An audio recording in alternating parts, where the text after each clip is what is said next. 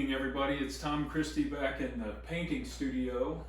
Today's video is just going to be focused on competition categories. I'm getting a lot of questions from people about the rules and the different categories, and particularly if you haven't competed before, you may be wondering what are the different categories, and I'm just going to focus on wildfowl carvings in this video.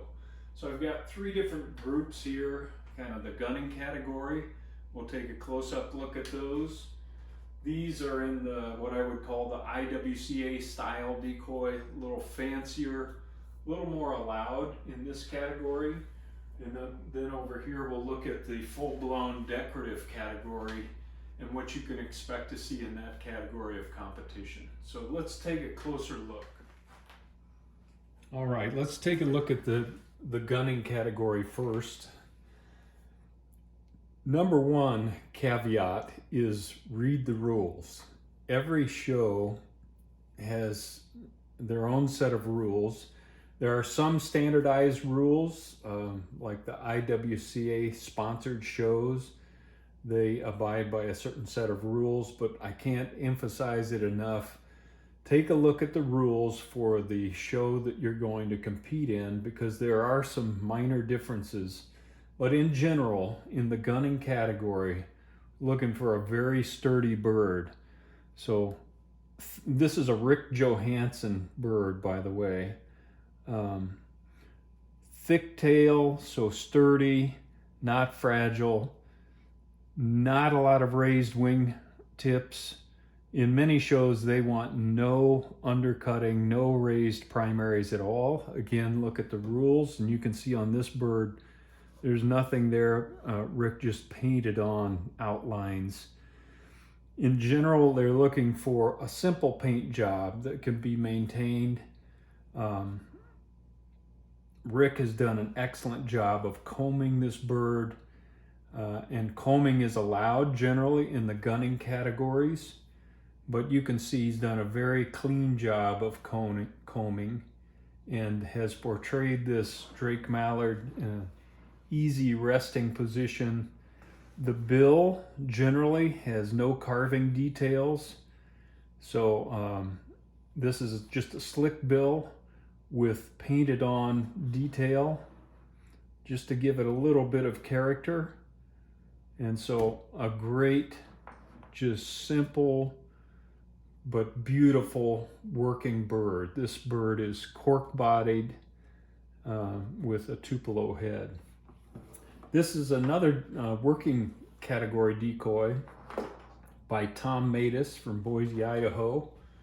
Tom's a multiple-time world champion, as is Rick Johansson. Tom has combed his vermiculation like Rick has.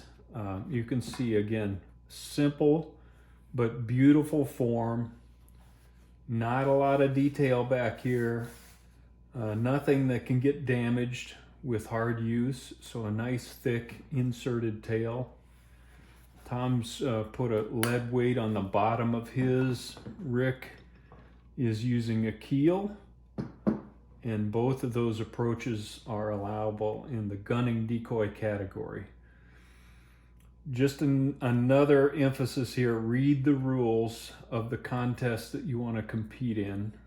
In general, though, gunning decoy category is going to be a simple bird like this, where form is king and color is king, because you can't use a ton of detail to convey the bird that you're trying to portray. But two beautiful examples of working decoys.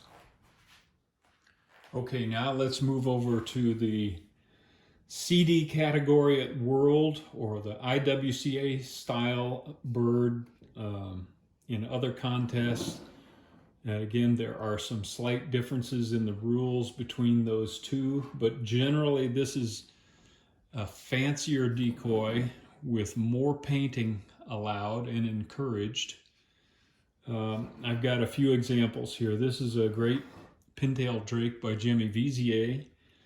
Jimmy always did hand vermiculation on his birds. A beautiful job of portraying the drake pintail with hand vermiculation. and that is generally allowed in the CD category, CD champion category at the World. You won't get dinged if you don't comb the paint job. You are allowed to comb it, so you can use either approach. A little raised primaries, but you have to have them supported. They can be undercut slightly, but they still need to be sturdy and kind of adhere to the sturdiness of a decoy. He's got an insert, a plastic insert in the tail to keep that sturdy. This is a Barrow's Goldeneye, sorry Jimmy, that is my bird, and I just completed this recently. Again, a little fancier bird. You're allowed bill details. You can see I did a little painting under there, a little wing exposure here. You're allowed to carve a few of the feather groups, but no stoning, no burning, other than in maybe a drake red-breasted merganser head. You're allowed to stone a little bit of texture into the head. And a few splits here and there. You're allowed to carve some tail feather details, but not individual feathers carved, stoned, burned, etc.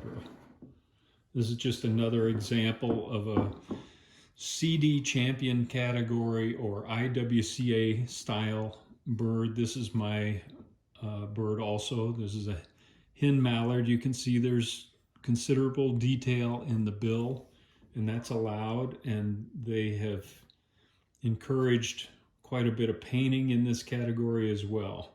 But again, supported primaries. Still want sturdiness in the tail, nothing fragile that can be broken easily.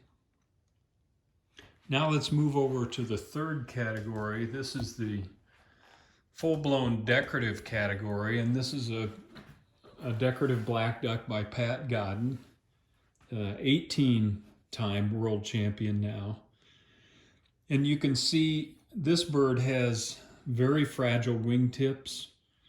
This category is meant to display the essence of the bird. Everything you can do, everything you can possibly do to convey reality is encouraged in this category. So stoning of individual feathers, carving of individual feathers, splits, burning of feathers, all of that is encouraged, and you can see those wingtips are very fragile and thin, just as close to the live bird as possible. There are very few rules in the decorative category other than you're going to be compared to the live bird, and what you have carved needs to portray that to the utmost detail. So 3 different categories there. That doesn't cover all categories that you're going to see in competition, of course, but 3 of the main categories in the waterfowl area. So I hope that is helpful.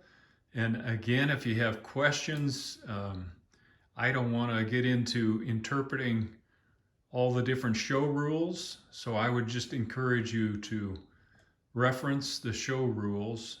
And I've competed for 35 plus years, and I think I've only been kicked out once for violating the rules. So it is possible to stay within the rules if you read them and do what it says. There's always room for interpretation, and that's where people can get hung up.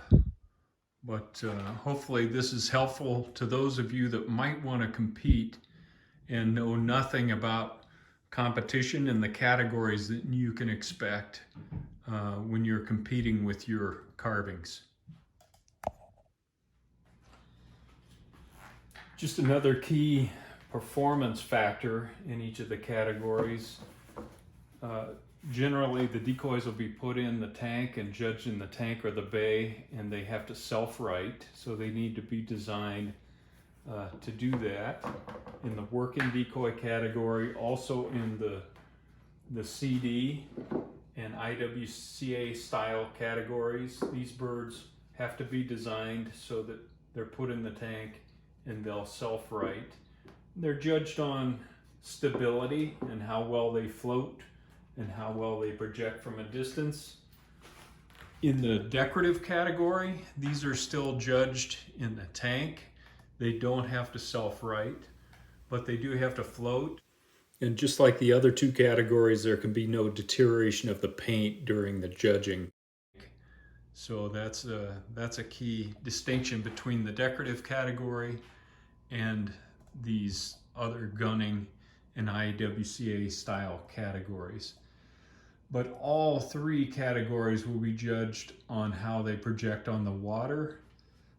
So any flotation issues are going to be a challenge. Again, read the rules for the specific contests that you would like to enter. Some of the decorative categories don't actually get floated, so it depends on the show and the rules that they abide by. All right, really quick video tonight, and I just, since I had gotten so many questions, I thought it might be helpful for those of you that want to compete to see the three major categories in the waterfowl area. This is Tom Christie signing off. Good carving to all of you.